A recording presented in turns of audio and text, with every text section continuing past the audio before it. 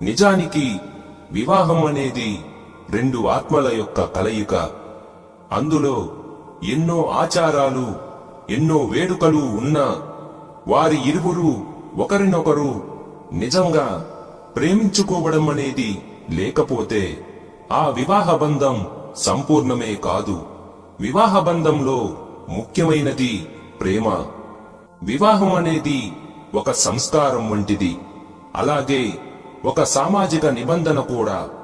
కానీ వివాహ జీవితంలో నిజమైన సంతోషం అనేది ప్రేమతోనే లభిస్తుంది.